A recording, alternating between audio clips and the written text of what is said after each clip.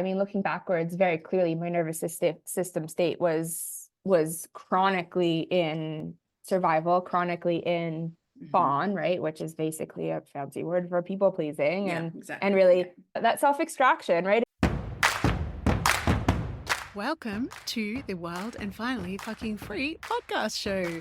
This is a space where truth talking gets real, behind the scenes grit of the future humans is laid bare, and we are celebrating and sharing the real raw stories of change agents, neurosparkly people, the witchy wild women, the deep feelers, the unapologetic sensors, the status quo challengers, and the huge-hearted healers and helpers.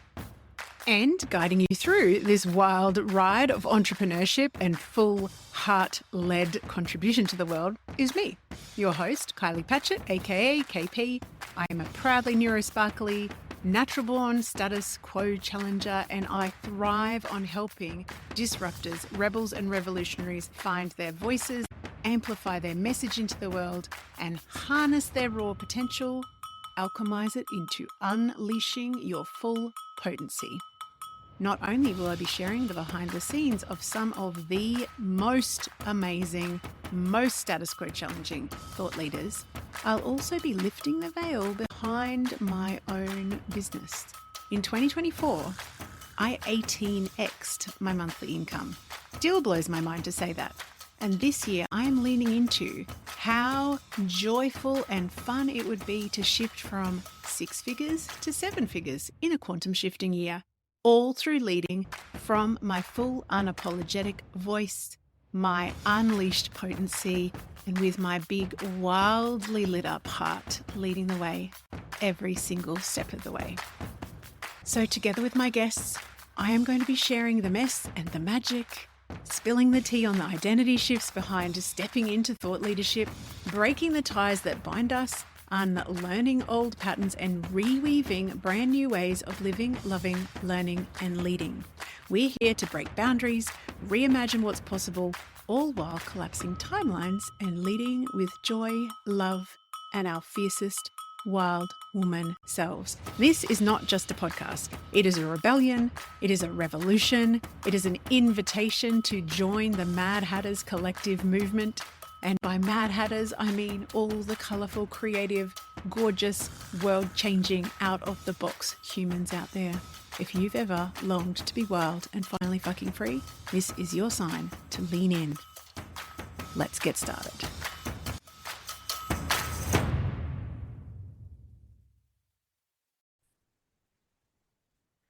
Hello, everybody. Welcome to the podcast. This is going to be a delicious conversation. I know it already. Welcome to the beautiful Nicole Pasveer. How are you?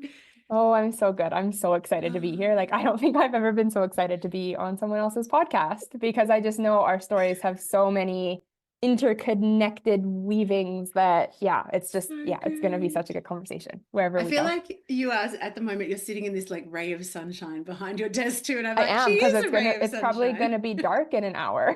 Oh my goodness. Yeah, so where are we talking to I'm you in from? Canada. I'm in Canada, so time of recording, it's January. We're dead of winter. Yep. It's 3:30 here for me, and so it's gonna be dark in about an hour, which is crazy. So this is a Canadian winter sunset that you are seeing behind me. Oh my goodness. See, I'm like, it's so funny. The time zone differences screw with It's my head wild, anyway. Right? You're tomorrow. You're I know, Tuesday. weird. It's weird. It's weird. I mean, I'm future focused, but I'm always now coming from the future. But Literally. Our sun is up at 4 in the morning and your sun is down at 4 in the afternoon. I remember the very first coach that I ever hired. She was in Kitchener in Canada, and we started in February. Ontario. Yeah, and so I was in positive 40 centigrade and she was in negative 40 centigrade. And I was like, I just cannot. Well, so right now, today is the last day of a cold snap run, so it's going to warm up, but this entire weekend it's been like minus 25 Celsius. No. Yeah, and I'm sure you're at plus 25 at least. Oh yeah, today is 35. I've already got my aircon. Oh, I thought I had my aircon on, but I don't. That's fine. So tell us, anyone who doesn't already know of your brilliance in the world, who are you? What do you love to bring to the world? This question, oh my God, this question. kills me because it just feels so big. And also, I'm still in the process, a long multi-year process of trying to figure out what that answer is. Yeah, who am I? Like if you move past all of the labels and the identities, right? I'm a mom, I'm a wife, I'm an ex-nurse. If we move past all of those things, who am I? I am someone that is like fiercely devoted to empowering other women and helping other women to reignite with their purpose and their passions and their desire. And all of those words, even as I'm saying them out loud, sound kind of like fluffy, but really it's like coming home to yourself and unbecoming who the world has made you think you need to be. Unlearning all the shoulds, coming undone from really all the bullshit conditioning, right? The good girl conditioning, the whatever it is. And if that ends up you becoming this rebel and this rule breaker and this revolutionary, visionary, amazing, but that's not necessarily the goal either. It's really just coming back to whoever you are. And it's funny because I'm totally on that journey myself, right? Not even able to completely answer this because I don't know who I am yet. I'm still in that journey. I'm still in this process. Newsflash, which is wild. You will never have the perfect answer to that question. Yeah, exactly. Right. And so I guess it's getting peace with the constant evolution. And that's actually a beautiful reflection because something I've said out loud several times is, okay, so my daughter is almost 3.5 right now. So for the past 3.5 years, because motherhood shook me, like I think it does to almost everyone, for the past 3.5 years, I have literally been making myself dizzy with all of the evolutions I've been on, right? All of this, spinning around, kind of like twirling, untwirling, shedding the skins, shedding the identities that don't belong. And it's like, this beautiful, it's not even like a metamorphosis. It's more of like a snake shedding its skin kind of transformation.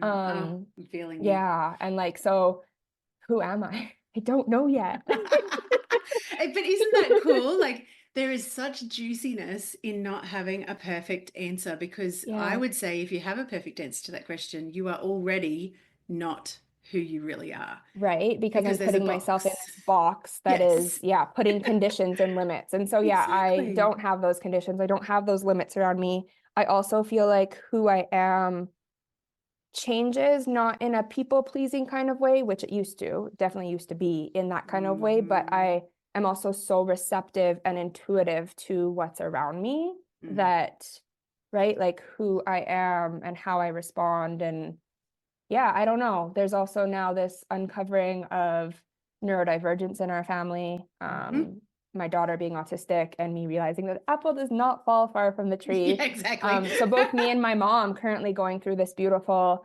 discovery of our own like potential autism. And again, learning how much I've been masking in the world. And so now again, shedding that mask and really like learning who I am and how to better accommodate myself.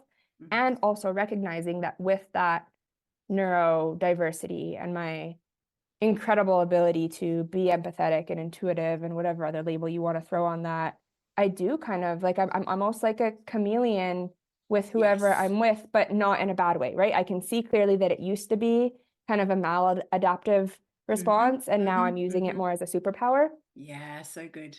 As you're talking, the word that I'm like really feeling is permeable in that it's because when you do unbox yourself, there's this huge permission slip to just be whatever you are. And I feel like I'm kind of going through this in a more like it's almost a silly example, but I'm having business photos on Friday. And That's I'm exciting, so like brand photos. up in my head though about well, what look am I going for and what blah, blah, blah. And I'm like, I said to my daughter the other day, I need boho and retro to have babies because that's my style, right? Because I was saying, I don't have a style. I hate having pictures. It's so triggering. Yeah. And she's like, you do have a style, Mum. It's boho and retro, like If they had a boho baby. or retro. And I'm like, no, I need them to have a baby. Yeah. Someone needs to create a new fashion. But it brings up so much of this old conditioning of like there's a right way to show up and a wrong way to show up, and there's like, and I'm like, oh my God, I do not believe that I need to be in one particular skin And so like you should see the clothes that I'm gathering. Like I've gone from like a velvet ball gown, which is like a crazy over the top thing, to something that's like thongs and shorts, because that is, you know, that's the It's all of it. Yeah, it's permeability, all of right? you. Yeah. Yeah. And as you're saying about like the masking thing, and I mean, I want to go backwards in life to the, you know, people pleasing version of Nicole as well. But whilst we hear like that discovery when you're considering that maybe you too are also neurodiverse, which I also went through when my daughter was diagnosed, and her psychiatrist turned to me and said, "And when are we going to talk about you?" And I'm like, "What? What?" Like, Yeah. no. Yeah. Yeah. And that was weird for me because Abby, my older daughter, and I are very different, but I have autism and ADHD, which very much changes how it kind of turns up for me.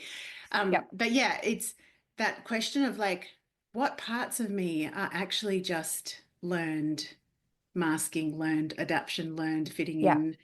And I found that really discombobulating, like It is. really Yeah. like and I was going through perimenopause as well. So that's discombobulating in itself because you are Yeah. shifting and changing. Well, and just I was like, going you know, through like postpartum, right? Like yeah, of early course, yeah. postpartum. So matrescence, Yes. like it's, very similar where Ooh. you're already in this like discombobulating period of time in terms of like seasons of life, right? Like Yes. my world literally did change. All of a sudden, I am the primary caretaker for this tiny human that is completely dependent on me. Yes. And in the middle of that, it was COVID. So that was discombobulating. And I was also like basically leaving my career as a nurse, right? So all of those things were huge identity shifts on their own. And then, it's So like no this wonder you're beautiful, working perfect the storm. world. Like this right? makes No so wonder. much sense to me. Yeah. I want to go backwards because you've a couple of times like the people pleasing version of me. And I know we've had such beautiful conversations before this podcast about you know, the value that like we've put on different aspects of ourselves or what we've been conditioned to believe are the most important aspects. Where we've been praised. Yes. Take us back in time. Yeah. I mean, long story short, my entire life, like growing up, childhood, adolescence, even early adulthood, I was following society's to-do list. I was absolutely that good girl, overachiever, A+ student, teacher's pet. More so than that, I was also like my friend's parents' favorite friend. Do you know what I mean? Right? Like I was the favorite friend. Everybody wanted their kid to be more like me. Everyone wanted, Nicole to be invited over for, like I was the polite one. I was just an adult's favorite person. You were also excellent good girl. Well done. I was, and I matured quickly, based on different life experiences. I was an only child, divorced parents, like all of those things really had me grow up a lot faster than quote unquote maybe I should have. But I was also praised for being wise beyond my years and so mature and all of these things, right? So I started my early adulthood with all of those post-it notes, as you call them, sticky notes on me, right? And just remembering that like the conditioning even around like money and career and what it meant to be a quote unquote successful adult, that meant like getting a good job, whatever that means, marrying rich, going to university or college, getting a degree. Like it was not even an option in my mind to not go to post-secondary education, right? Like it wasn't even I remember in high school, like last year of high school, so much pressure on like, oh, what do you want to be when you grow up? Like, what are you going to do? Where are you going to school? And again, I had it in my head that essentially like more money equaled more respect, more money equaled you're a better human. More money equaled more stability and security, right? And obviously there's some truth in some of that and also a lot of bullshit in all of that. Exactly. Right? Yep. Especially if it takes you sacrificing who you are, right? Absolutely, right? And like in the middle of all that too, like I was completely disconnected from my body. Like looking back when I don't even know how old I was when I got my period for the first time, but I remember thinking that was something I needed to hide. I remember thinking that it was something to dread and like get rid of. I remember going on birth control really early and being on birth control for like over a decade, and even like being on a birth control that helped me skip periods. Like it's like mind blowing to look at now because it just goes against so many of my current day values, right? So also so much compassion for that version of myself, right? While holding on to some grief that comes up too, right? Like what would things have been like if that wasn't actually the story that I was holding on to? But yeah, fast forward to early adulthood, I went on to get my degree in nursing. Funny story with that, actually. Again, because I had it in my head that more money meant more respect, more money meant more security, more money was basically the goal. So what job can I do that is going to make me the most money? And obviously I'm an A+ student at the time. So like the world is my oyster, as everyone is telling me, right? Yeah. So I was like, okay, well, the obvious choice then, because I love like health and biology and all those things, the obvious choice would be to become a doctor. So I'm going to go to med school. So I thought, so I don't know how it works in other countries, but here in Canada, to become a doctor, you need to go get like a pre-med degree. And so I thought I was going to go take my pre-med in neuroscience because I always had a passion for just the brain and the nervous system. It's really cool to see the through lines in my work now because it all makes sense. It all makes sense. I'm a huge nervous system nerd, and that is a big part of my body of work right now. But yeah, so I thought I was going to do my pre-med in neuroscience. I literally was registered. I had moved to a different city to go to a university that like had a fancy like neuroscience lab and stuff.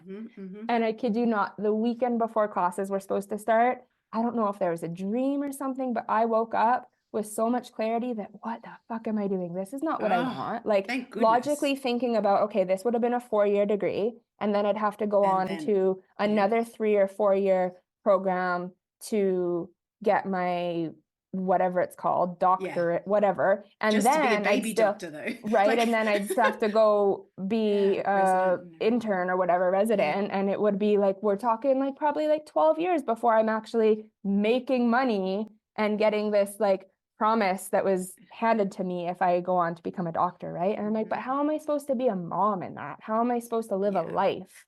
And so I really had this moment of like, this isn't what I want. This is not at all what I want. And the quick logical side of me, it was like, okay, what's the compromise? So the compromise was nursing, go into nursing. Nursing is the compromise. You still have your feet in the same industry. But it's very logical in the sense that it's a 4-year degree. And then you have a job at the end of it, and it's still very respectable. And right, everyone loves a nurse. Everyone loves a nurse, nurses and teachers. Well, they're good girls, right? They're caregivers. Exactly. So literally the weekend before classes were supposed to start, I dropped out of all of the classes and switched into more of a general science so that I could transfer things into nursing the following year. So hilarious looking back, and like, thank goodness I followed that teeny tiny impulse. And like I said, I don't remember if there was a dream, or I don't know why I woke up with that clarity, but thank God I did. Yeah, you just knew. And then kind of fast forward through my nursing degree, I vividly remember so many moments where it's like, I fucking hate this. I want to drop out so badly. None of this is fulfilling. None of this is enjoyable. Obviously, like, I like school. I've always been that person that loves learning. So I liked that aspect of it, but I hated the hands-on stuff.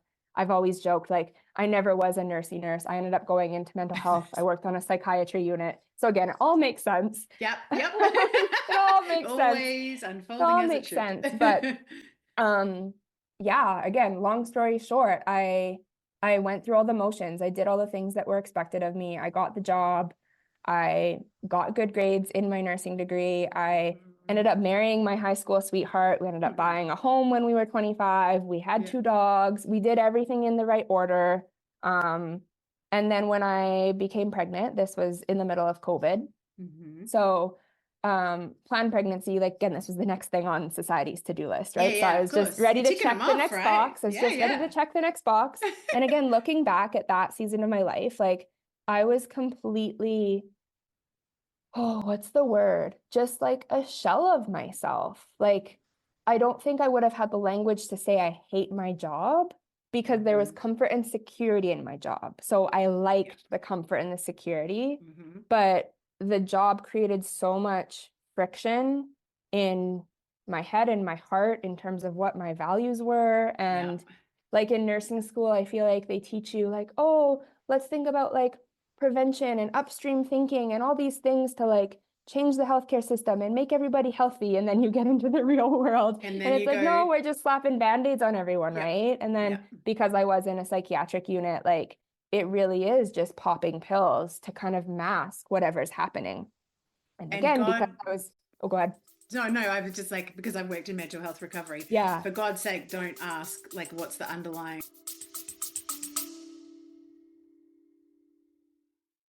Hey gorgeous, we interrupt this gold for a delicious invitation. If your whole body has been whispering more lately, more voice, more truth, more satisfaction, more clients of the soulmate variety, more cash, more you, then this invitation is for you. Potent, my sister mind is officially open. This is my high touch, holy fuck, I'm ready sister mind for rebels in good girl clothing who are done outsourcing their power and diluting their magic to fit into someone else's business formula.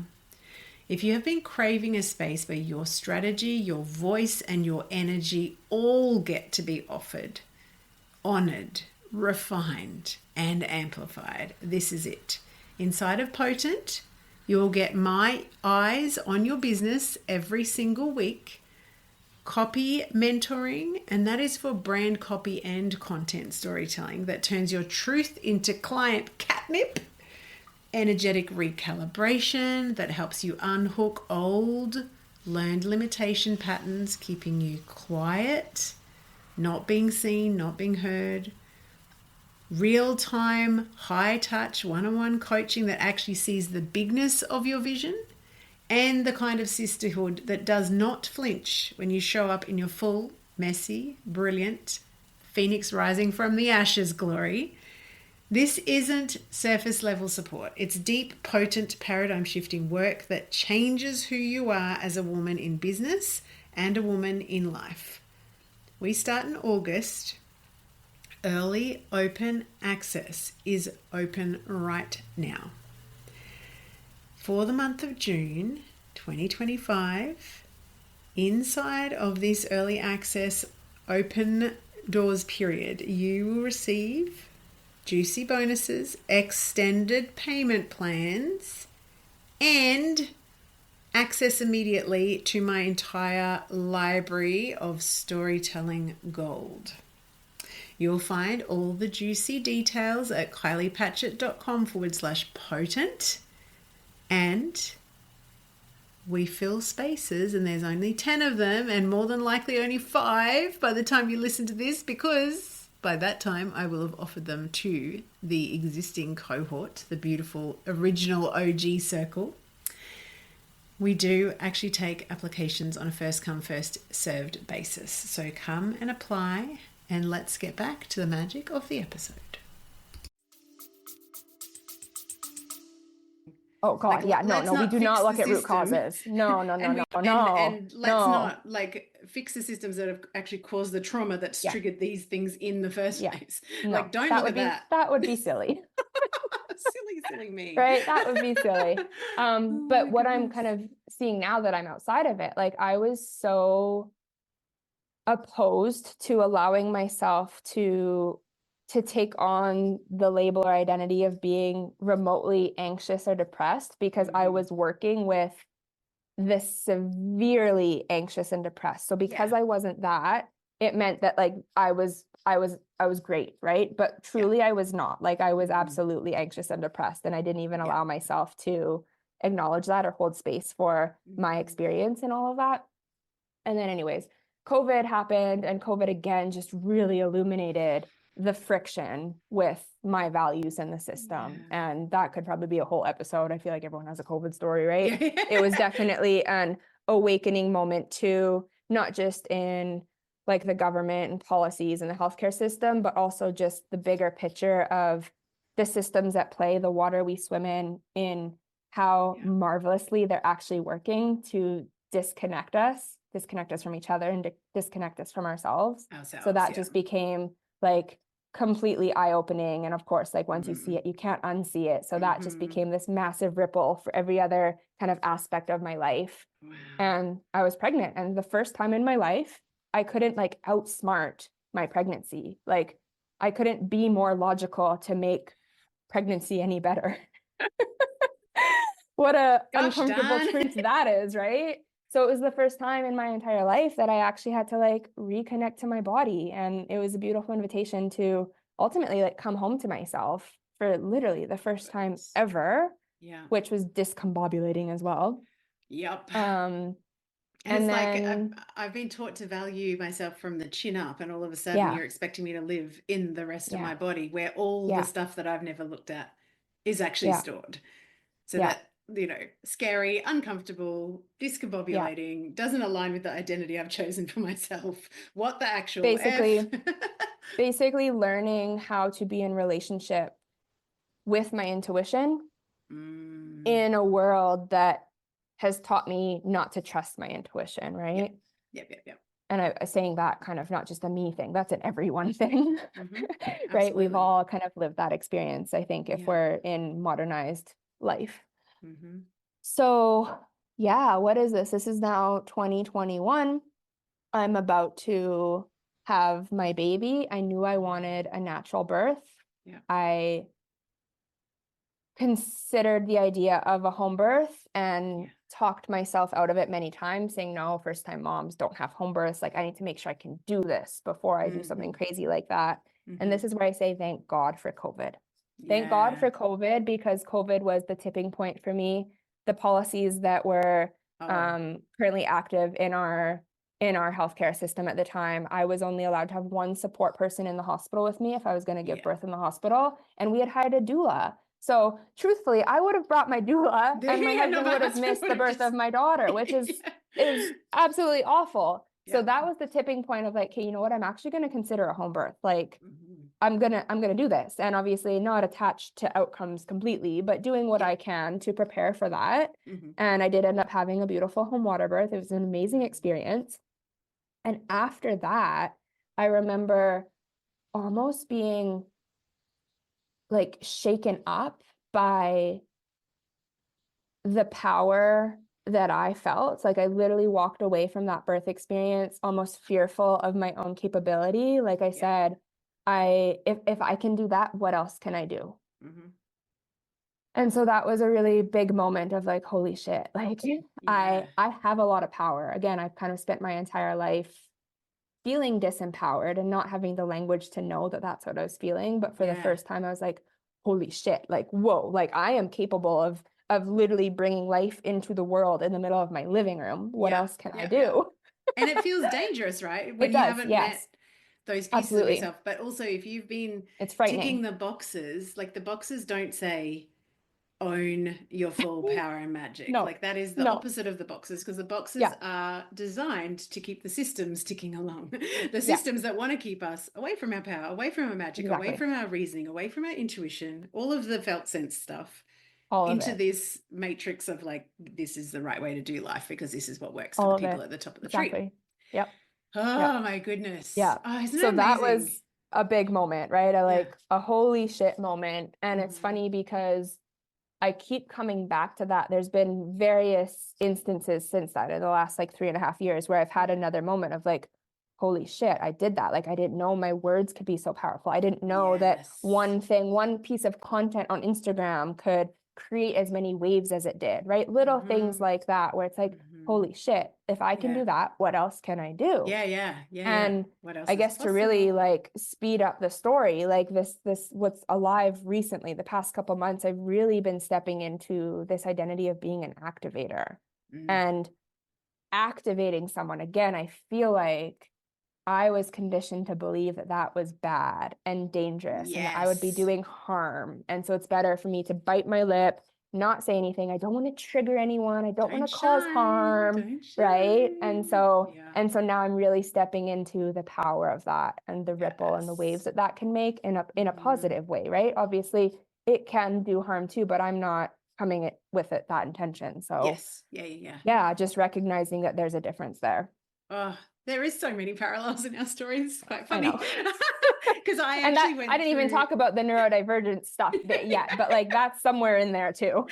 I really wanted to be a naturopath the whole time I was in schools. I got really sick in the second last year of high school, like with glandular fever to the point where I couldn't actually stand up. Like I was very, very, very, very sick, which is Yeah. a direct reflection of being disconnected from your body and pushing through Yep. and only, living from the chin up. And my dad, who was like, I don't know, he would have been like 70 at the time. He was like, we're going to a naturopath because one of his friends had said naturopath. And I was like, oh, this is new because he was, like that was definitely not the done thing. And Yeah. went to this naturopath. And I remember walking in and I saw this like whole wall of those like brown bottles that they make up the herbs in. And I was just like, oh, but something inside of me was like, oh, there's something happening here that's like a, I don't know, remembering of something or one of those like little, anyway. So by the end of grade 12, which is our final year at school, I was like, right, I'm going to do naturopathy. And I'd gotten into naturopathy. And then my dad's like, I really just don't know whether you're going to make any money in natural medicine. I was just about to say, but Kylie, do naturopaths make money? Exactly. That was my and I'm first like, thought. I would have been a shit ton happier than going into science. Yeah. But so my next thing was, well, I'm going to be a doctor then. But Yeah. in Australia, you have to have a certain amount of points to get into the medical degree. And I was like 5 points off. Ah, shoot. Okay. And I was like, so you okay, weren't smart. You were smart, but you weren't smart enough. not that one. No, not because it was like, it was quite a high entry requirement. And I was like, well, I'm just going to go to uni and I'll just do 1 year and then I'll upgrade to pre-med. And thank God, kind of similar in that year, I just became really obsessed with genetics and that's what I ended up doing my degree in. And then I did forensic, but yeah, same sort of thing of like, I want to be in health. I want to empower people. Thank God I didn't do medicine. Like, oh my God, because then my kind of second career path, well, no, as I was doing my master's in forensic, we had a neighbor up the road who was the nurse that ran the sleep and respiratory lab at a hospital. And she's like, you've got a science degree, right? And I'm like, yeah. And she's like, we need night techs, like come and work for me. And so I know. So anyway, I did my whole training and everything. And so I found myself in a sleep and respiratory specialist lab, but going, okay, so we've got these people who are also like huge cardiac patients. They've got diabetes. No one is telling them about anything to do with lifestyle. We're just whacking on all the medications over the top. We're not saying the fact that you're carrying 50 extra kilos is part of the issue and helping them to do something about it. Not just saying, disgusting person, go and lose weight like the medical system likes to do. And I was like, who the fuck made this system up that we pull ourselves into silos and don't even talk about mental health in relation to physical health? Like, no, we don't know. Those are never, ever connected. And I'm just like, this is just so wrong. So wrong. And I felt it, same sort of thing that you're saying, like that value misalignment where it was so heavy to carry around. I'm like, you are actually doing harm because this system is doing harm and you are part of the system. Yeah. So One for me, that really was illuminated during COVID, right? Because I was forced to follow policies that I didn't agree with, like not letting family members come in and see their loved ones. And like, it's funny, like that part of my brain has like almost blocked some of it because it looking back, like parts of it were traumatizing. And the fact that I was a part of it, I was the middleman doing what I was told just to keep a job. Yeah. 2 days before our first lockdown in the state that I'm in, I started working as a health and wellbeing program manager in an aged care facility. Never worked in aged care before. And then we locked down 2 days later. So I was personally responsible for the well-being of 110 older people. And I love older people to bits because my dad, was always older, but far out. Some of the things that we were forced to do because of policy was heartbreaking. And even like palliative care wise, like, no, you can't come in and see your dying relative. And I'm just like, what are we doing? I was on a geriatric unit. I forgot to mention that. So similar thing, right? We were, I don't even have words like to look back and like, I can't believe like fucking monsters. Like I was a monster. Yeah. And I think that kind of raises it's not unusual for those of us who have played the good girl role to have this like rebel underneath once we start. And as you said, not always, like, we're not saying everybody has to be a rebel if that's not your nature. Yeah. But I do feel like there is a pattern of this like people pleasing good girl, and maybe that activates the rebel in us. I don't know, in response, like to seek the balance or something. But I Yeah. also love that you're saying activator, because one of the things that I now say about what I do is catalyst, because Yeah. that is definitely, and I really hear what you're saying about like activation, because I think like we were just talking about like triggers versus activations, like, Yeah. you So know, different, right? yeah, But very different. the trend right now, the buzzword is, yeah, like Yes. trigger. And to like What's kind of triggering, to avoid triggers. avoid, yeah. And I'm like, Hmm. but what if, yeah. Anyway, there's a whole other conversation about safety versus comfort and blah blah blah. But Yeah. Oh, I yeah. I do feel like those of us who are naturally challenging have received often a lot of conditioning saying, don't rock the boat, don't Yeah. say the system doesn't work, don't, diss authority or whatever. And I look Yeah. back at myself at school and similar thing, like such a goody two shoes, like Hmm. so, like so.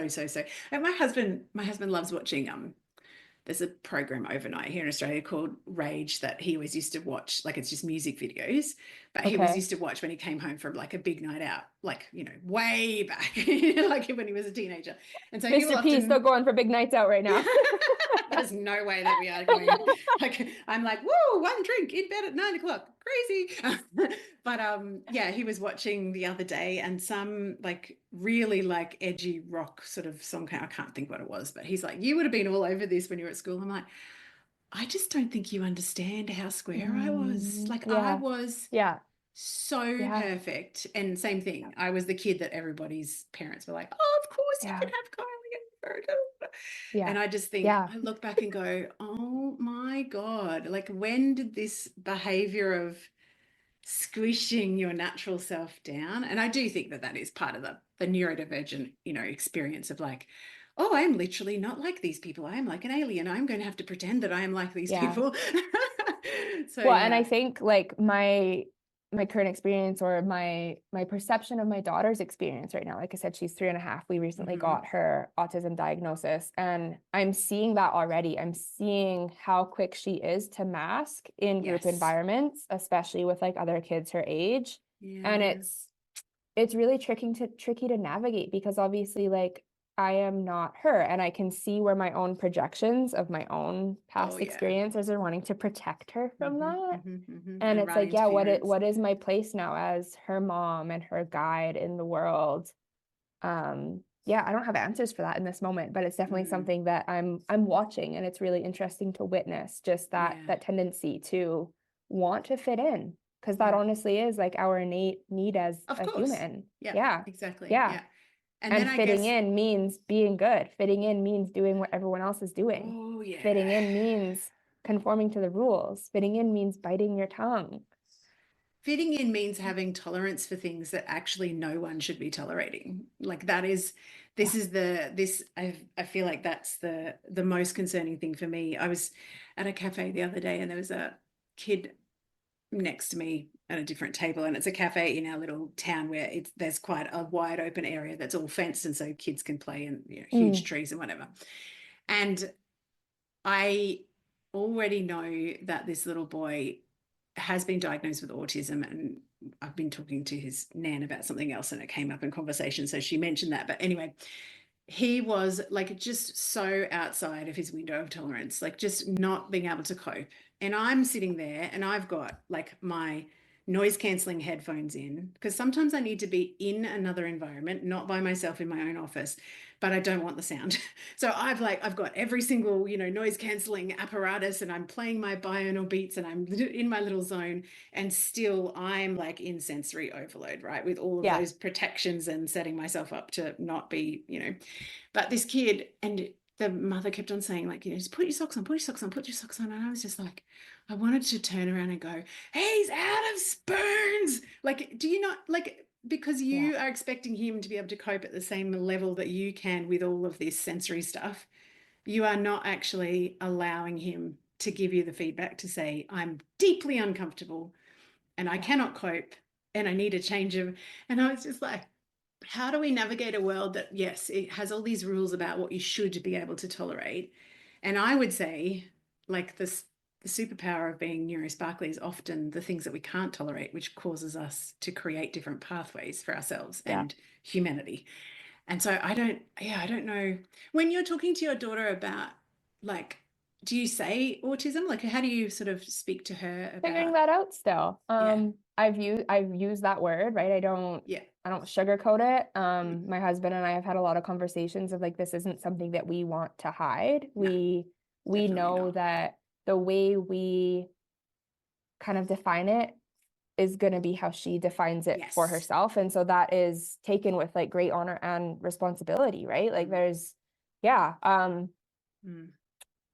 still, I mean, she's 3.5, right? Like, so she doesn't necessarily understand what we're actually saying, but I'm definitely not shy around using that word and kind of explaining in toddler language that like everyone's brain works differently and like there's challenges and there's also like great gifts that come with this. And it's interesting. Since we got the diagnosis, like she goes to daycare and that was a whole trip for me too, because I didn't realize how much I was clinging on to the identity of being a stay-at-home mom and making the decision to send my child to like external childcare of some sort was huge ego death. I've also held the vision of wanting to homeschool her since before I even was pregnant. And so now, of course, that's all up in the air. I don't know what our school journey is going to look like yet. But anyways, since she's been at daycare and since we've gotten this diagnosis, we now get access to extra supports. And there's been guilt that comes with that because I'm so quick to gaslight. This is my pattern in almost everything. I gaslight my experience and I go to, well, other people have it worse. So there's more autistic kids that need more support. We aren't worthy of the support because it's not that bad. That's basically the story in my head. But what I also see in all of that is the supports that she's being given should be available and accessible to all kids. Like it shouldn't matter what the diagnosis is. It shouldn't matter. And even the story of the little boy you were talking about having the demand to put socks on. Like there's this obsession in our culture, our society to make kids grow up faster than they should. There's an obsession with like their independence. We see it in like early newborn days. Like, oh, are they sleeping through the night? Are they still breastfeeding, right? It's all of these obsessions. Yeah, it's a race to develop faster. It's a race to be the most mature. It's a race to be the most independent. And so I'm seeing all that in her daycare and just really coming out of it with this reflection of like the supports that she's being given, like every kid should have access to. This isn't just like specific to a neurotype. Like this is just what life should look like. And as you're talking, like the differentiation for me is like the race of everything is like it's so achievement and productivity based, which is what we're being, trained to do, right? Whereas actually, and this is how I've always felt as a parent, like my job is to walk alongside my kid and to like whilst they become themselves. Not to try and mold them into a particular way. And obviously work in progress as always. Because you know, as you said, like you're projecting as well, like, I want you to have this or I want it and blah, blah, blah. It may not be their journey. And it's so tricky because they get measured everywhere else. And, they're in our family, it's funny because we've got almost like an anti ticker box thing. I'm like, I don't care. Like neither of my kids finish high school. I'm like, I'm not attached to you finishing any of these systems because I don't fucking believe in any of them. So to me, that actually just delays you becoming whoever you're meant to be. Right. And but when you're it's funny. I was in a social situation the other day and there was a lot of, I live in a little country town, but 45 minutes away is a major center that boarding kids off like massive big properties, lots of like moneyed farming families send their kids to these. And so I was unfortunately, because I don't like swimming in these circles, in this social situation where there was lots of mums from like a private school where it's all very like, oh yes, we just bought him a new Mercedes for his 17th birthday and blah, blah, blah, blah. And I'm like, I just don't fucking play the same game as you. Like I just don't, I have no desire to play your game of worth is attached to money, status, what grades you have, because I know if you are saying that is the best thing about your kid, you have completely pulled them away from who they're meant to be because that's your rules, your value system, your everything. And it just makes me sad and a little bit irritated. I had to go into the toilet and have a little like Yeah. It reminds Because me. So my dad sends us money every year to put towards Aubrey's yeah, college fund. yeah.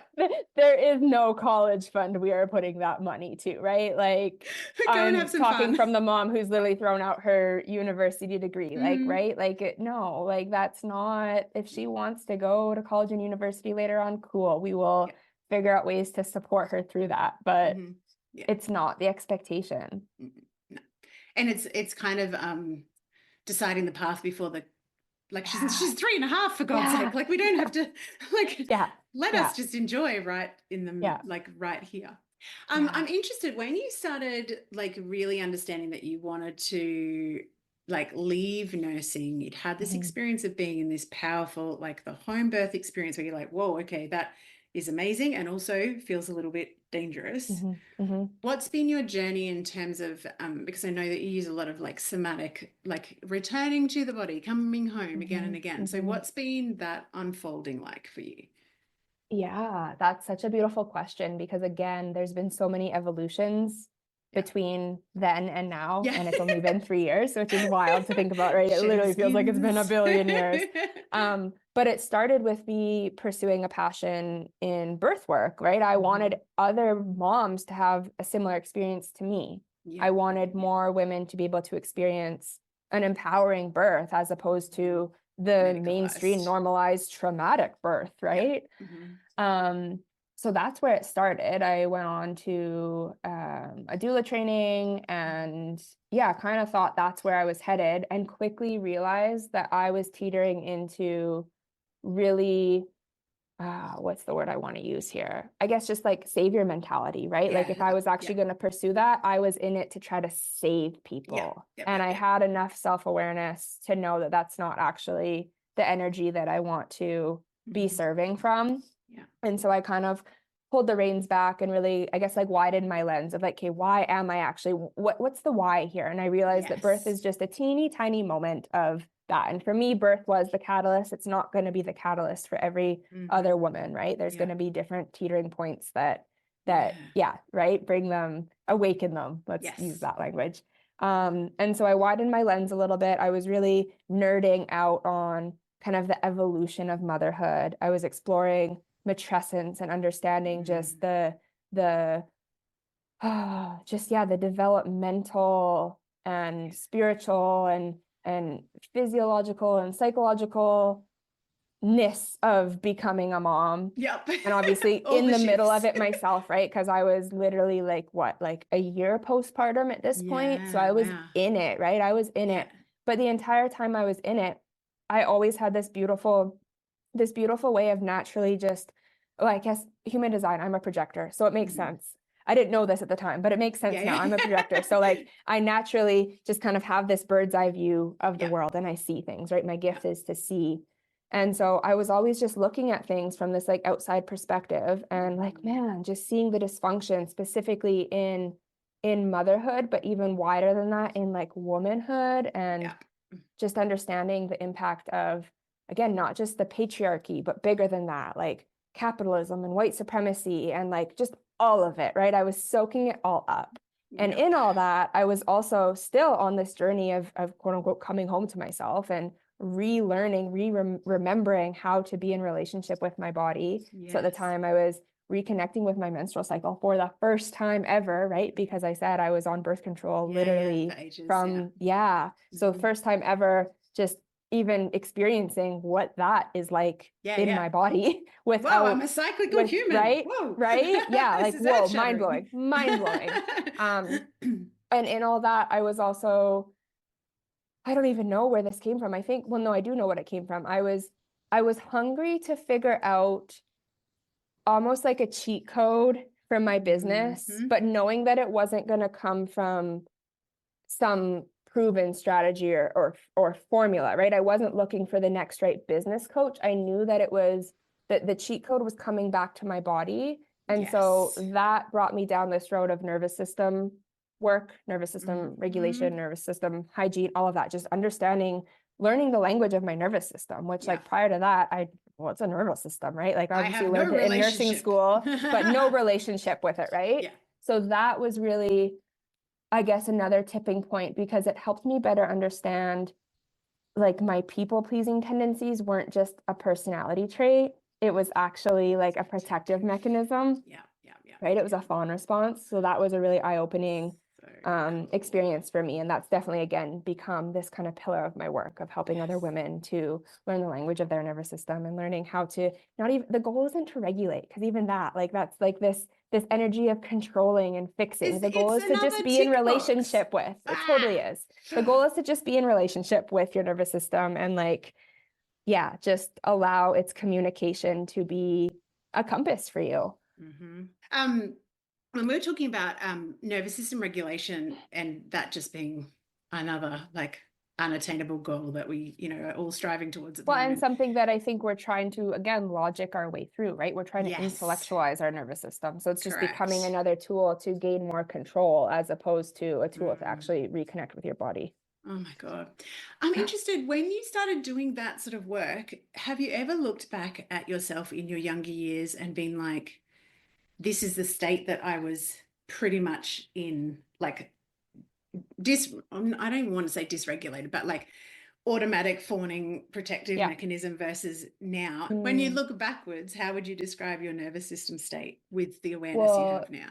Yeah, I mean, looking backwards, very clearly, my nervous system state was chronically in survival, chronically in fawn, right? Which is basically a fancy word for people pleasing, and really that self-extraction, right? It's really, it's abandoning yourself to please someone else. So that explains my life really up until I was basically 28. My entire life, I was putting everyone else's needs ahead of my own. And maybe it wasn't even like a tangible need, but it was putting society's expectation of me ahead of my own desire, right? I don't even know what my own desires were, because I tuned that out so early on. Well, also, like, women are conditioned to not trust their desire or their power or their magnetism or any of the other innate feminine mystery. Yeah, all of it. Like, don't trust that. Yeah. God forbid. You've spoken about this, and I've tried to, ever since you kind of shared this story a couple times now, where you kind of describe your childhood as being these two different, right? Like, you're basically what your nervous system state would have been like with your mom versus your nervous system state with your dad. And I've been reflecting 100%. On that too, because, like I said, my parents have been divorced. They've been divorced since I was 1. So I literally don't know what it's like to have a mom and a dad together. But my mom was, quote unquote, unstable, not financially secure. She actually lost custody of me. So I was living full time with my dad for literally those, like, primitive moments of childhood. I think it was the 4th grade where my dad, I remember actually this, he asked me, like, do you want to live with your mom or do you want to live with me? And I definitely chose my mom, because I was a mom's girl for sure. But again, just reflecting on how different it was. I actually felt quite safe at my mom's house. I didn't feel like I had to be anyone. And also I was helping to regulate her, right? Because she was, right? It's this weird, I don't know. And then with my dad, he's always been kind of the judgmental type. He doesn't have much of a filter. So it wasn't so much him saying anything judgmental to me. It was more so me witnessing his comments to the world and internalizing that and making sense of, okay, well, this is how I have to act then to have his approval and his respect. Making meaning, which is what we do. Right. Do you look back now at what was going on with your mum and go, that actually all makes sense when she's undiagnosed, potentially neurodivergent? 1,000%, right? And so that's kind of the beautiful journey me and her are on right now, is kind of looking back at that. Well, first of all, like, she had me when she was 21. So I mean, I feel like that's important to name here too. She wasn't right. That like just all of it, right? And now understanding that there would have been this undiagnosed neurodivergence. She also, again, like, obviously this is not her story to share, but like, she had a rough childhood herself, and I knew all about that, right? I was carrying all of that with her. And like, I don't even remember what the question was. Oh, I don't know, actually. Oh no, you were talking about different nervous system states, like 2 different houses, 2 different nervous system states. Yeah. Well, and I Yeah, think it's earlier you funny, asked isn't me it? now, like, what's the difference now? I think like with Mm. my nervous Mm. system state and just recognizing the capacity I have now for, I would say like both pain and pleasure Yes. has greatly increased, right? Like I can just hold more. And I think maybe that comes naturally when you're a mom, right? You have to be able to hold all the plates, but it's not coming from this like I have to. It's coming from this like I just feel anchored and grounded in myself and my like ability and in my different like Yeah. places that I am in this Roles. world, right? Like I don't even know if that makes sense, but it just Yeah, feels it very does. different. It It's not does. coming from this energy again of trying to gain respect and approval and meet Mhm. someone's expectations. Yeah. It's more grounded now. There's also this I think like the word presence is coming to mind. And I don't know if I even understood what that would have meant a couple years ago, right? To actually be present and have my senses heightened to actually experience the world, right? To actually feel and not even just like feel what's happening outside of me, but also feel what's happening inside of me, right? Like noticing when I'm hungry or when I need to go to the bathroom or when I'm tired, or like I said, being reconnected to my menstrual cycle. So being able to notice like, oh, like this is what ovulation feels like, right? Like it's just so wildly different. Yeah. I So would also say interesting. that when things say like a headache comes on, like it's again very different because I hold space for the headache. So it's not something that I'm quick to want to go away. I'm not popping pills to suppress the pain. Even now when I experience like a cold or a flu, I'm just riding the wave of what's coming with it. I'm not trying to suppress it. I'm not trying to fix it. So And that level of listening, right? presence is Because so different. yeah. I feel like yeah, the popping, I mean, societally, can never say that word. We've made pain and inconvenience because it interrupts our productivity. Yeah. So we've got lots of feedback to say, this is not convenient, pop a pill. We used to have this, I'm not sure if you have the brand Codral in Canada, but we used to have this cold and flu ad, and the song is like Soldier On with Codral. And I'm like, what the actual fuck? Yeah. How about your body is giving you a message, some feedback, asking for some rest and some, more care. And if it continues to happen, there's also obviously some sort of imbalance happening. Yeah. So instead of being curious, we're just going to pop a pill so that we can still go to work, so that we can still be part of the machine, so that we can still to be tick our productive. boxes. Yeah.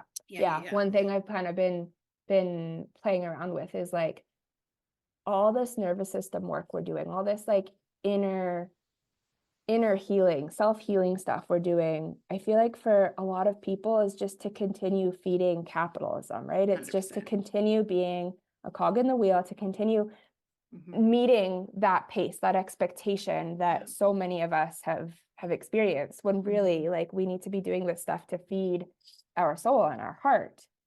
Yeah. How totally fucking different. revolutionary is that? I know, right? Wow. And Imagine as if you're everyone did that. talking, it's like, as you're talking, if we stopped, because I've been really feeling into, there's so many different systems that interlock, like you said, like, it's white supremacy, it's capitalism, it's consumerism, it's like all of these things that have been set up for, the benefit of few and the self-abandonment of the rest of us, because that's what we've been trained to do.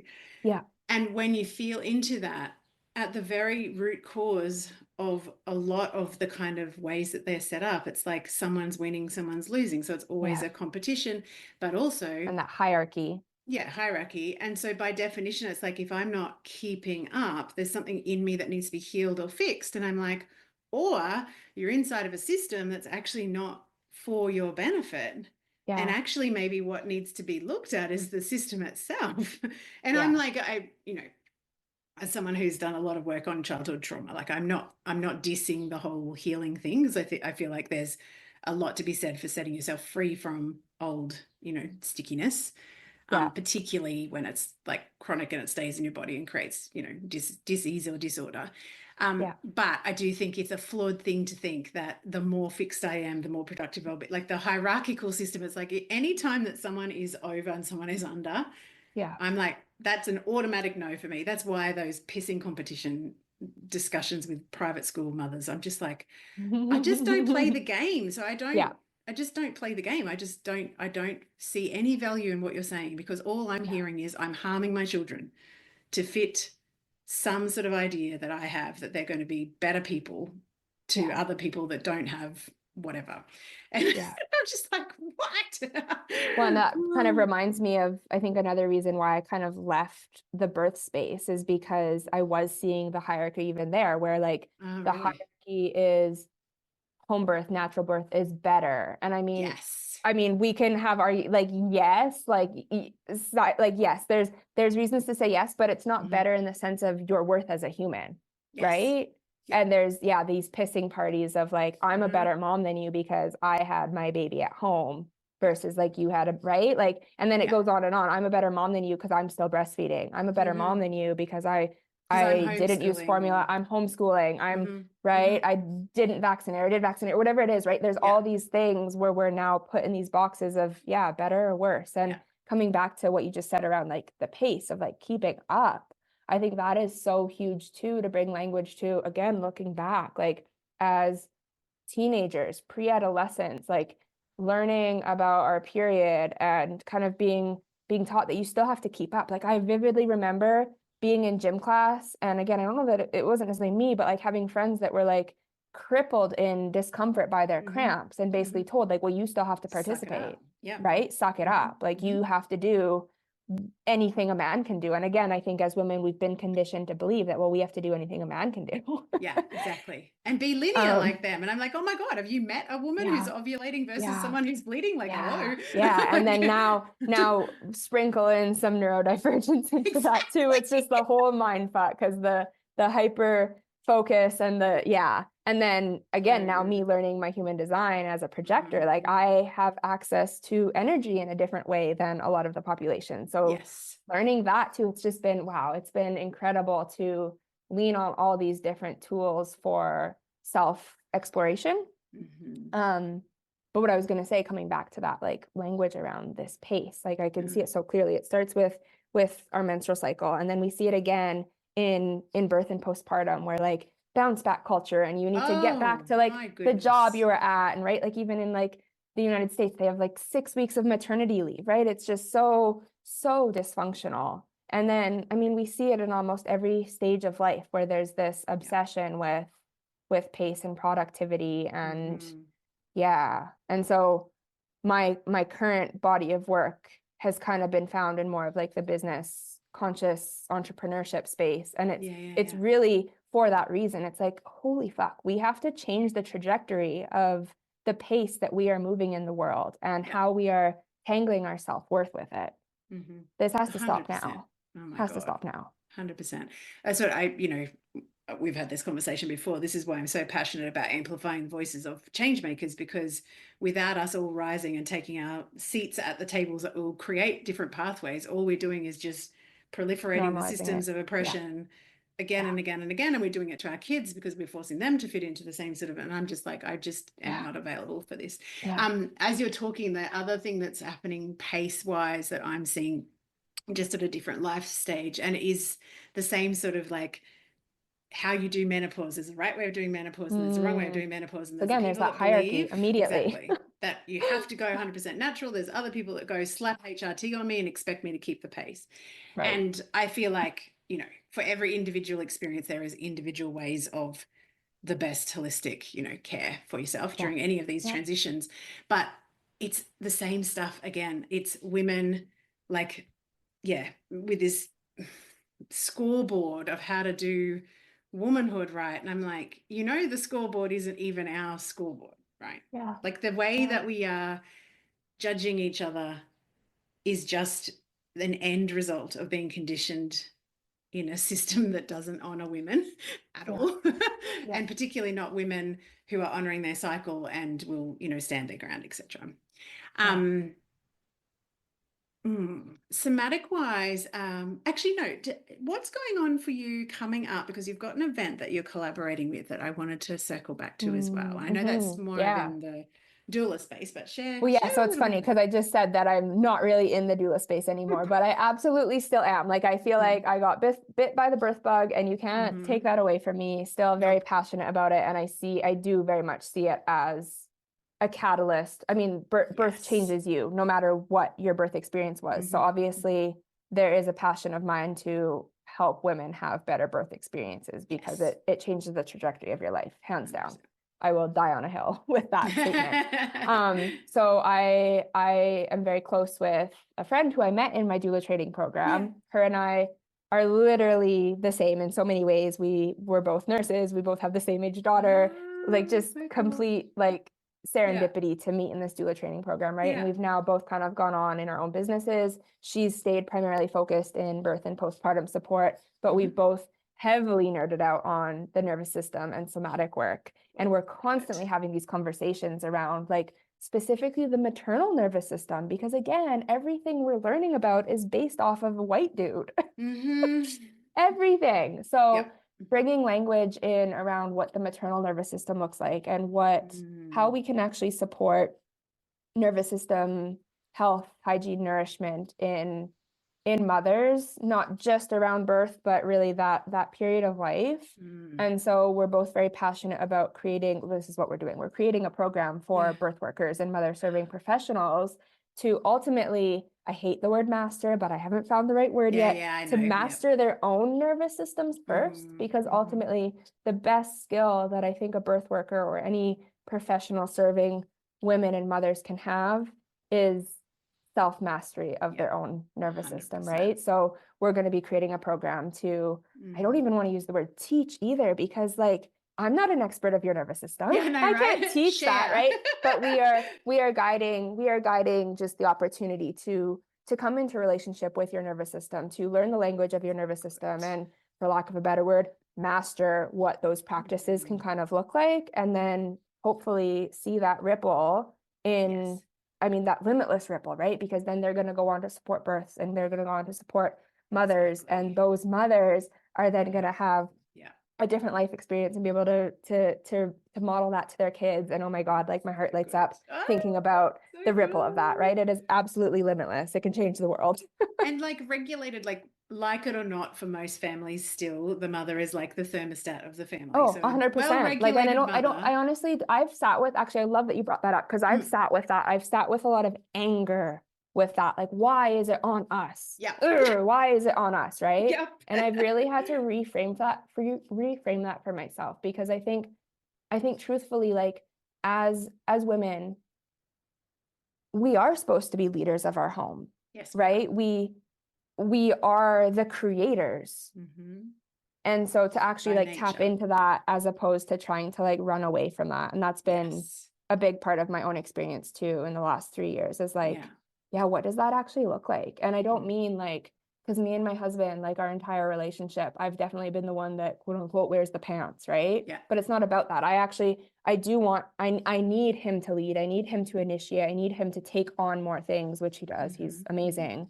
And also, I am the thermostat. I do set the tone. And that's not even a construct of the water we swim in. I think that's biologically like nature's design. And so owning that, again, that like activation, that potential, that catalyst impact that we have when we actually start owning it. And again, like what I was talking about, if we're using all this nervous system work and inner child healing and reparenting and blah, blah, blah, somatics to just keep feeding the system and feeding capitalism.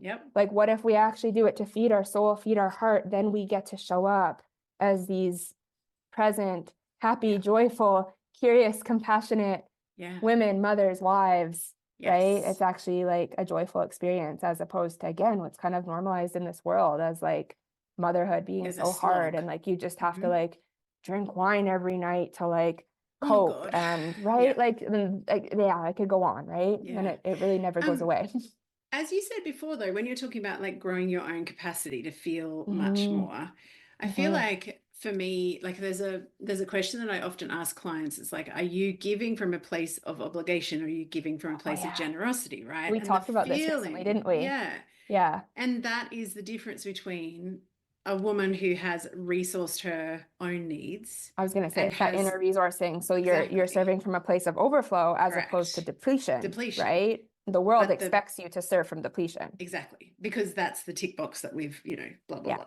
And so I feel like that's the difference. It's like, okay, so if we can learn and with your work be able to actually, this is why I love doing what I do too, because I'm helping the people that are helping the people. And that's exactly what you're like. You're helping the people who are out there in homes, have, all of the, and that ripple effect, because then you're normalizing that there's actually a choice between what is happening in the ocean of average society versus actually, no, there is actually a choice. And for a lot of us who are still swimming in the ocean and don't even know we're in the ocean, we don't even know there's another choice, right? Mm-hmm. So I definitely, as a young mum, like I look back and I'm like, we went from a family of 2 to a family of 5 in 12 months. So I had 2 kids in 12 months and my dad had a stroke. So we went to like 5 of us in the house, right? I was dysregulated as all fuck. And I remember could you really not be? clearly like being like not able to not scream at the top of my voice. Like and I look back now and I think, oh my God, if I knew, and you can't, with compassion as always. And I talk to my kids about this. I'm like, oh God, please don't tell me that the only things that you remember is me screaming. And they're like, we don't actually remember you doing that very often at all, except for a couple of key times. One of which we have on video. Oh, no. Because my girls were so because they're so close in age there, and my younger one has always been like far more determined, and Abby, the older one's very like chill and whatever. There was always like this, like the younger one was always trying to do things in front of the older one, and sometimes the older one learned that you could just like poke her a little bit and then she'd be like off completely. And it's just like looking back, I'm like, oh my God, we're a family of completely undiagnosed, off reservation, neurosparkly people with no idea that we were off the reservation. Anyway.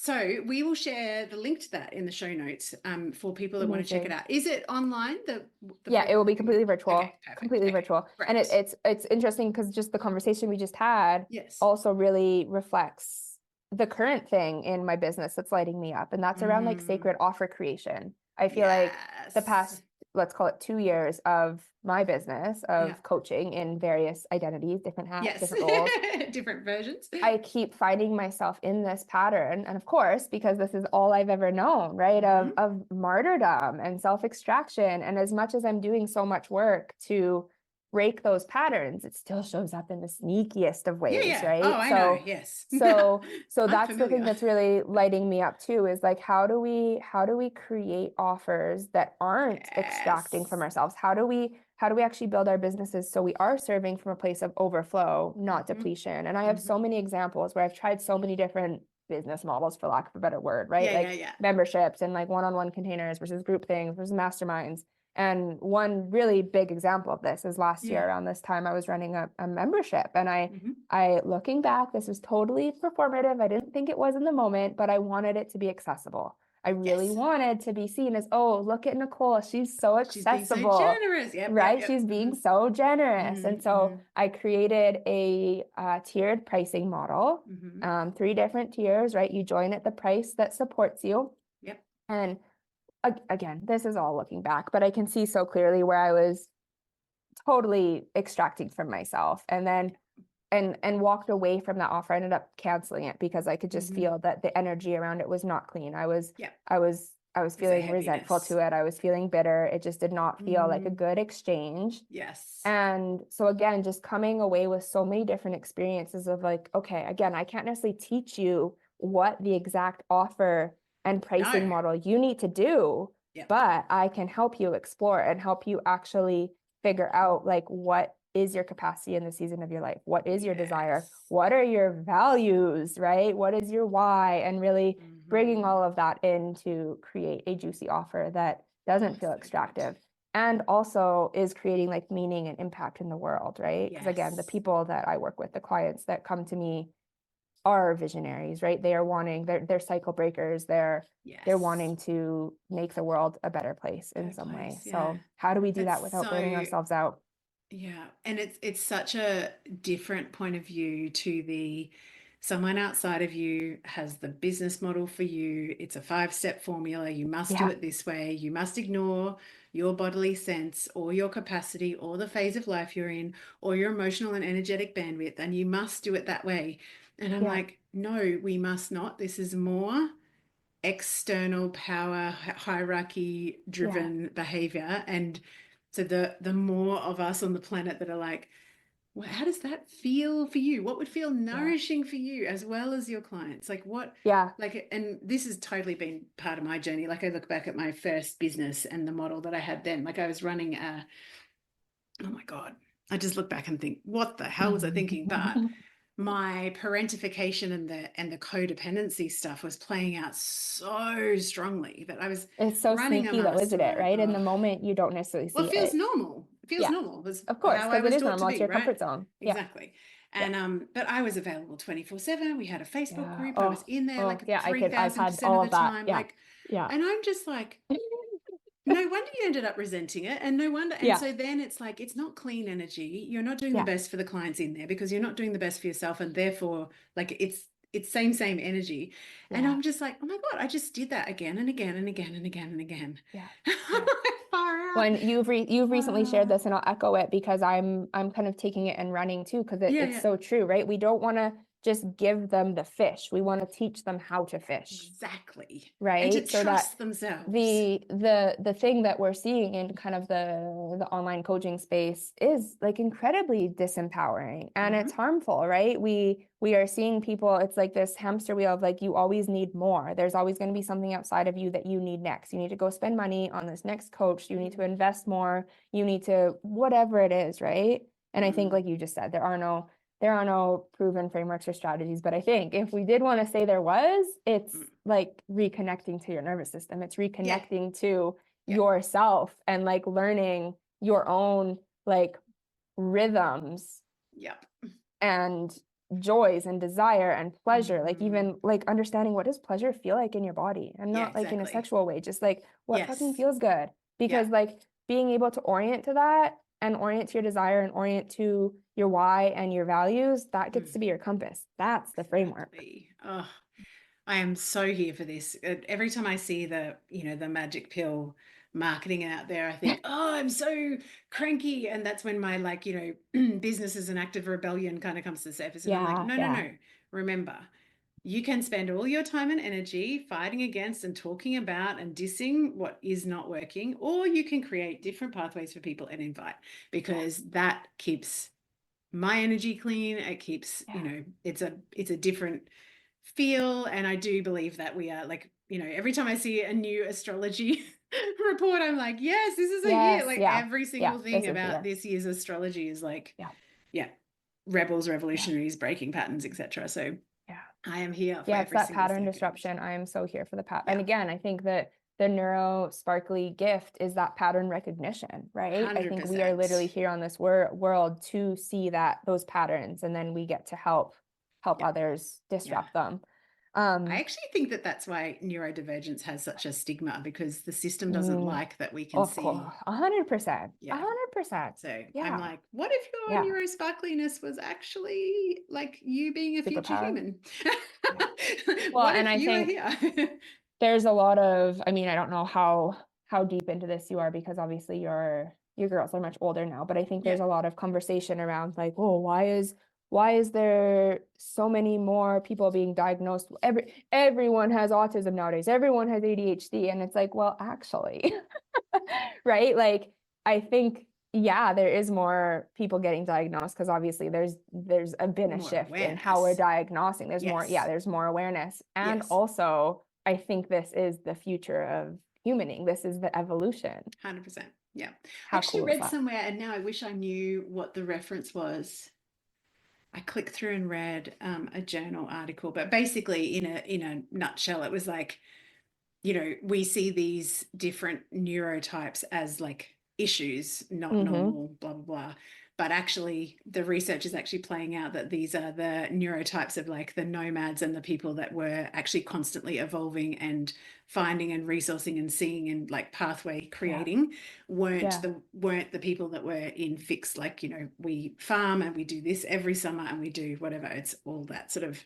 responsiveness and seeing threat and keeping, yeah.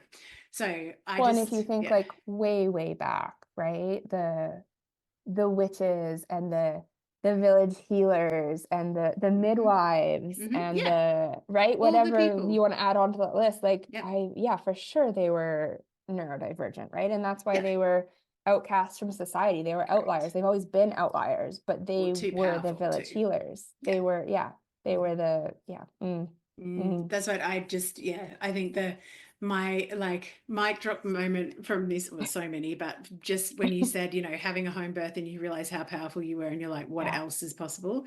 It's like that. There's so many women across the world waking up to this, like, oh my God, I actually have a choice and I can I don't want to use the word do.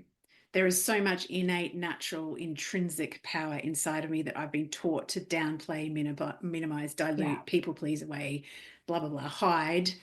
And I'm like, bring your full self out to play because we need your full self at the table. Like we need women in their power to create new pathways. And I know I didn't actually realize this until I checked in Instagram, but today of all days, as we're recording, with some of the things that are politically going on in the States, I'm just like, we need us more than ever.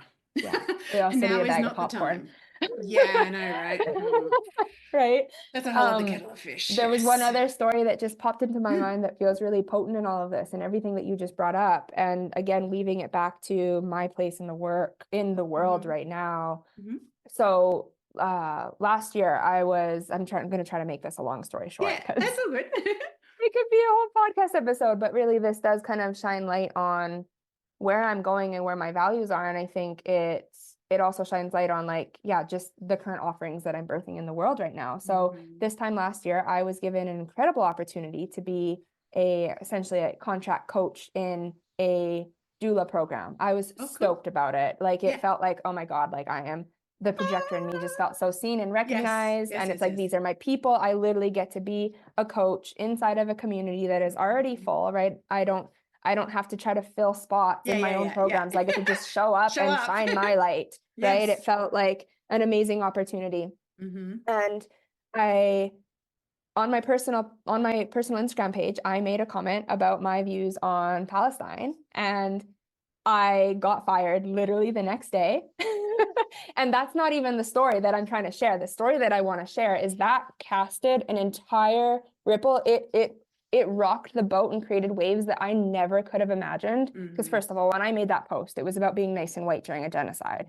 When I made that post, I knew that I was bracing for the unfollows. I knew that people were gonna have their opinions and disagree, right? I was fine with all of that. I was ready for it. What I didn't expect is the waves that it made in this doula community that I was in. So I got fired, and then there was a whole rally of people that were like, hey, if you are firing Nicole for that, what does that mean about like my safety and my sense of belonging in this community? And it totally, looking back, it illuminated a fracture within that community that was already there.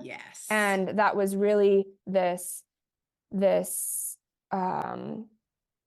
like perpetual nature of continuing to kind of create businesses from this like profit over people mentality and kind of success at like any cost and self-extraction and all the themes we've already talked about, right? And like really it really illuminated the white supremacy that is underlying in the coaching industry that I really hadn't even seen yet, right? It just illuminated that for me. And again, once you see it, you can't unsee it. So again, that has now been this underlying value for me, which I recognize has always been a value, but I was kind of suppressing because I didn't know how to express it. I didn't know how it could look in my body of work. And I'm now realizing that, again, all of this, like I said, it's the patriarchy, but bigger than that, it's capitalism. Bigger than that, it's white supremacy.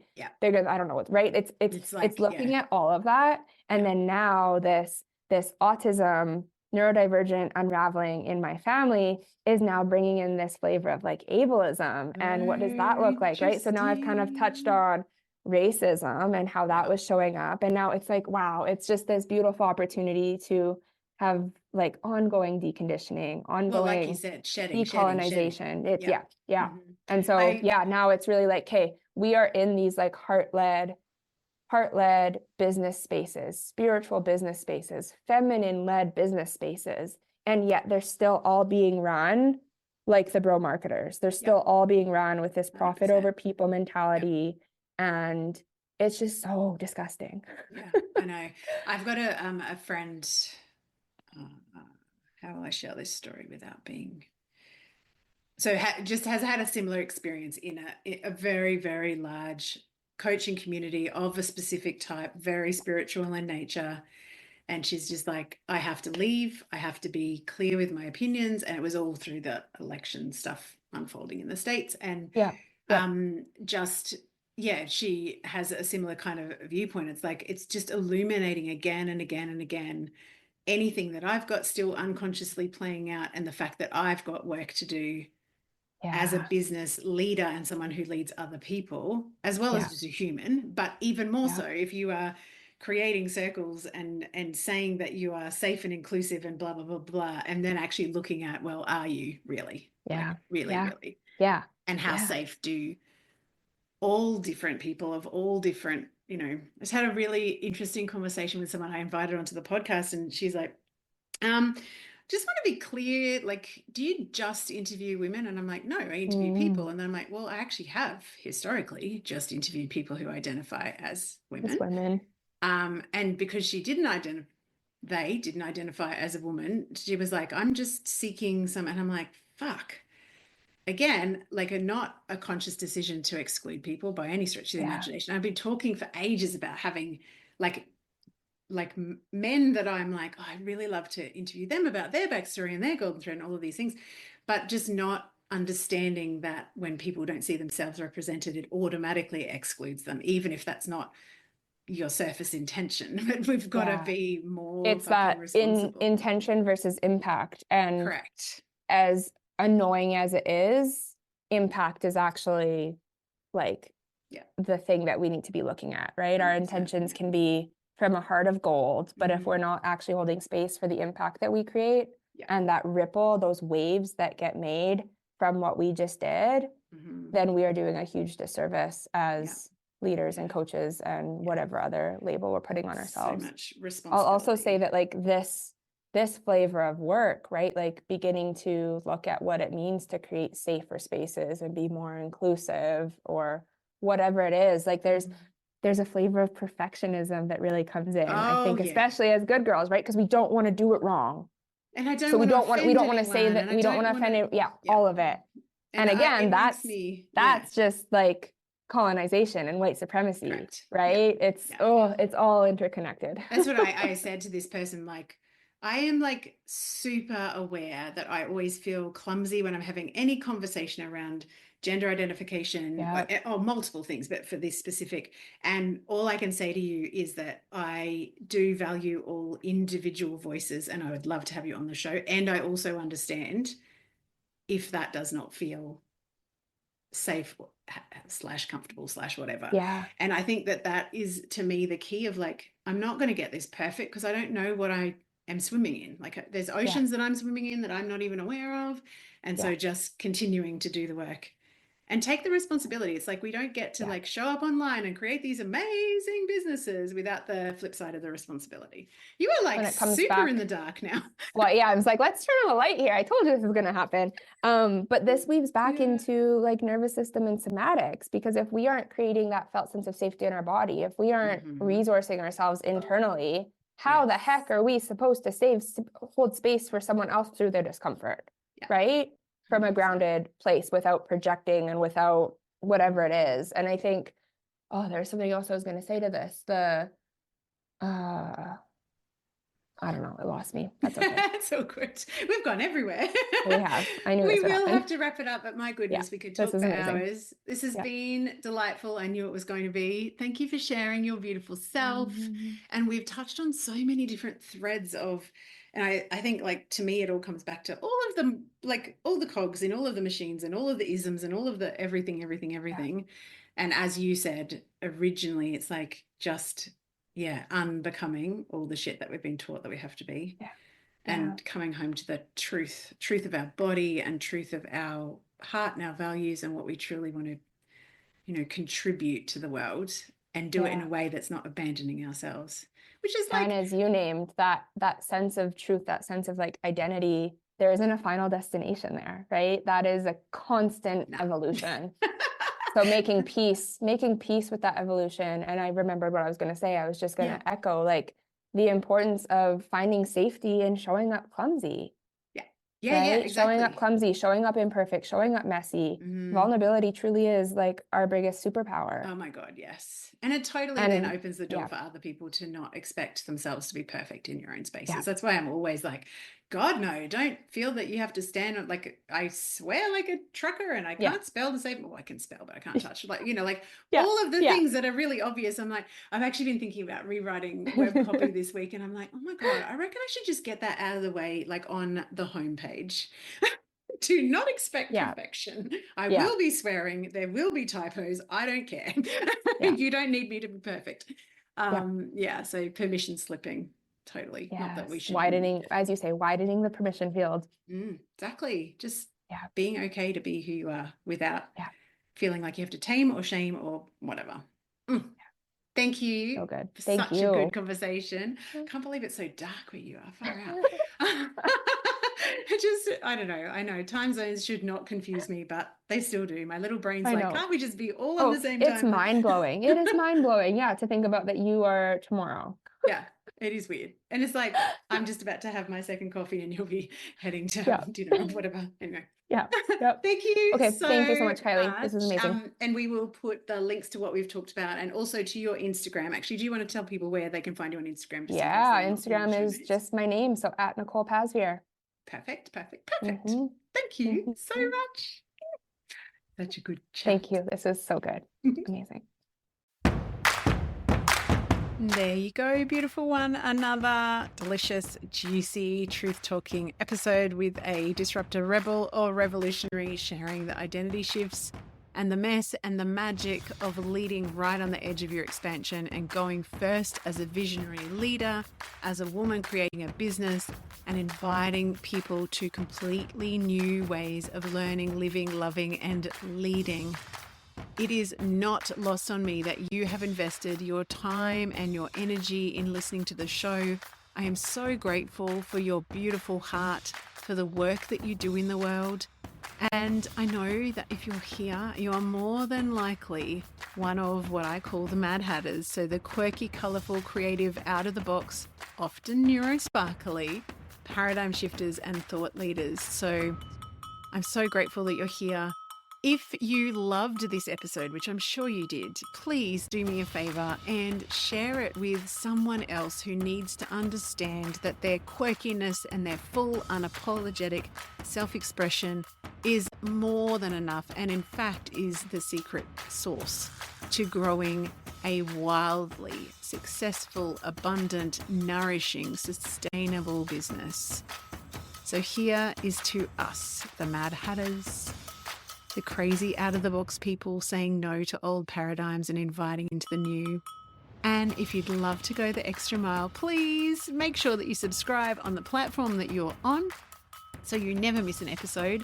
And hey, it would be sweet if you would leave us a 5-star review. It means the world to us and it helps us get this truth talk and this magic and this power out to even more Mad Hatters.